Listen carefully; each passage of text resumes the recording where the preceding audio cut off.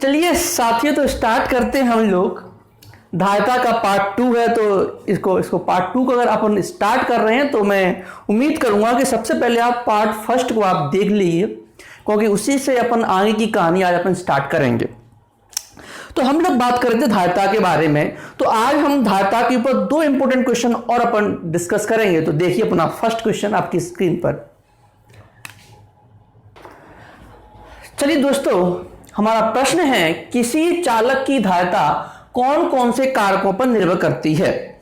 तो इस वाले प्रश्न को स्टार्ट करने से पहले मैं आप लोगों को एक क्वेश्चन याद दिलाना चाहूंगा। हमने ऐसा ही एक क्वेश्चन हमने विभव वाले चैप्टर पर ने देखा था। हमने देखा था कि किसी चालक का जो विभव है, तो वो चालक से आप ज्यादा कंफ्यूज मत हुई। चालक यानी कोई भी वस्तु हो, गोला हो, कोई वस्तु हो, गोला हो, प्लेट हो, चादर हो, ठीक है, तो आप उनसे आप याद रखेंगे।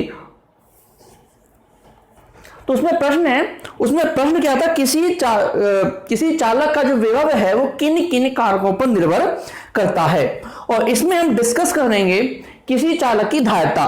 तो मैंने आप लोगों को बताया था चालक का जो विभव है मेनली 4 कारकों पर निर्भर करता था। पहला था आवेश, याद कीजिए एक एक करके। पहला था आवेश, बाकी 3 यही थे, चालक के क्षेत्रफल पर, आवेशित चालक के पास अन्य चालक लाने पर, चालक के चारों ओर के माध्यम पर। इसमें से एक चीज हट गई है, आवेश हट गया है। क्यों? इसके पीछे कारण आप समझ लीजिए। देखो, हम बात कर रहे हैं धायता की। धायता का सूत्र क्या होता है? C बराबर Q बटे में V। C बराबर Q बटे में V।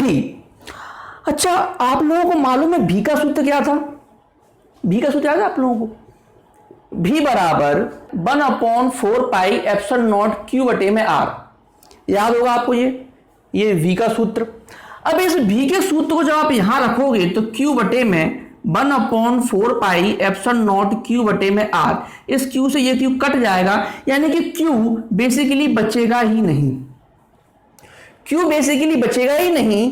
तो बेसिकली किसी चालक की जो धायता जो है आवेश पर निर्भर नहीं करती है।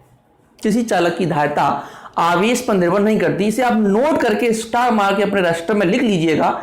किसी भी चालक की धायता उसके आवेश पर निर्भर नहीं करती। ये इन 3 कारकों पर निर्भर करती है। यहां से हम आपको उसी क्वेश्चन को आप जरा रिमाइंड कीजिएगा, उसी से ये क्वेश्चन सॉल्व हो जाएगा। देखो, पहला टॉपिक है किसी चालक के क्षेत्रफल पर। किसी चालक के क्षेत्रफल पर शायद आपको याद होगा, अगर हम किसी चालक का क्षेत्रफल, देखो, अगर हम किसी चालक का क्षेत्रफल अगर हम बढ़ाते हैं किसी भी चालक का, तो सिंपल सी बात है उसका विभव जो होता है वो कम हो जाता है। किसी चालक का अगर आप क्षेत्रफल बढ़ाओगे तो इसका विभव कम हो जाता है। अब मुझे बात करो, अगर विभव कम होगा तो धायता क्या हो जाएगी? बढ़ जाएगी। अतः अगर किसी चालक का क्षेत्रफल अगर आप बढ़ाओगे उससे विभव क्या हो जाएगा? कम हो जाएगा। देन उसकी धायता क्या हो जाएगी? बढ़ जाएगी।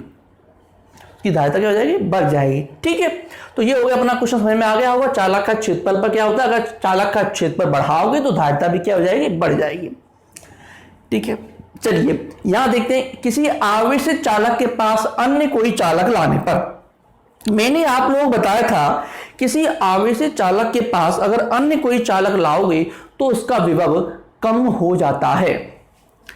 देखो, अन्य कोई चालक लाओगे तो क्या होता है, कुछ आवेश उसके पास चले जाते हैं। इस वजह से क्या होता है, आवेश कम हो जाते हैं तो विभव भी क्या होता है? कम हो जाता है।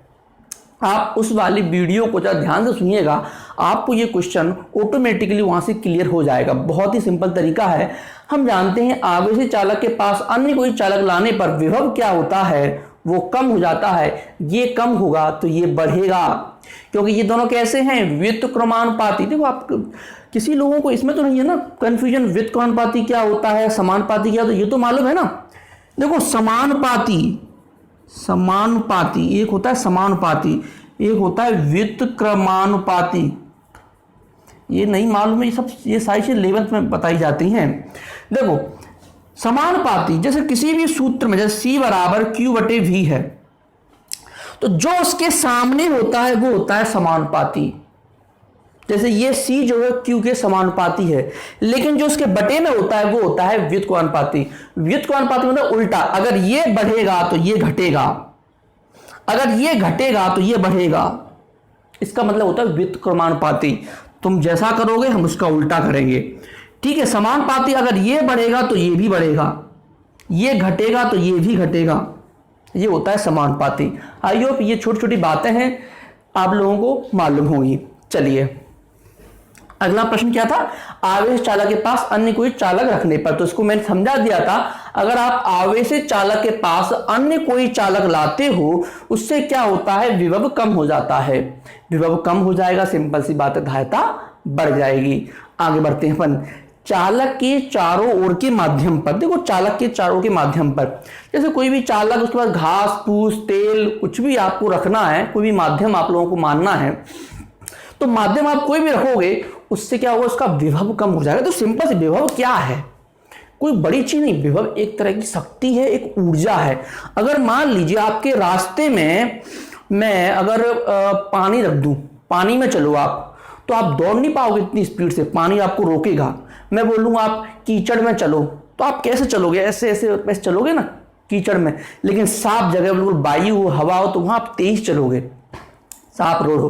तो सिंपल सी बात है, अगर किसी चारों ओर, चालक के चारों के माध्यम, अगर आप थोड़ा स्ट्रॉन्ग माध्यम लाओ, जैसे वायु की जगह अगर आप निर्वात लाओगे तो चीज अलग हो जाएगी, लेकिन माध्यम ला रहे हैं तो अपन क्या करते हैं, हमेशा ऐसा मानते हैं कि वायु से थोड़ा भारी चीज ला रहे हैं, जैसे कि पानी तेल, ठीक है, कोई भी धातु ला रहे हैं, लोहा ला रहे हैं, तो उससे क्या होता है, कोई अन्य माध्यम लाओगे तो विभव ऑटोमेटिकली कम होगा। अगर आप फिर भी, अगर आपको लॉजिक जो मैं समझाया एग्जाम्पल से नहीं आ रहा उसमें, तो सूत्र भी है, फॉर्मूले अगर आपको याद है, V बराबर 1/4 पाई एप्सिलॉन नॉट Q बटे में R। अब देखो यहां ये एप्सिलॉन नॉट क्या बताता है, किसी माध्यम की बताता है विद्युतशीलता। तो यहां O का मतलब क्या है, यहां पर अभी हवा है। अगर मैं यहां कोई अन्य माध्यम रखूं, कोई भी चीज रख दूं, तो यहां एक नियतांक आ जाता है K। अब मुझे बात बताओ, ये इसके क्या हो रहा है, ये व्युत्क्रमानुपाती हो रहा है, ये K, यानी कि अगर मैं माध्यम को बढ़ाऊंगा, K को बढ़ाऊंगा, तो V कम होगा। तो सिंपल सी बात है, अगर माध्यम लाने पर V कम होगा तो धारिता ऑटोमेटिकली क्या हो जाएगी, बढ़ जाएगी। ठीक है, ये आपको आ गया होगा समझ में। इसके नोट्स आपको नीचे लिंक में मिल जाएंगे, नोट करने की कोई आवश्यकता नहीं है, आप लोगों को अच्छे से आ गया होगा समझ में। ठीक है, चलिए अब हम चलते हैं अगले क्वेश्चन की।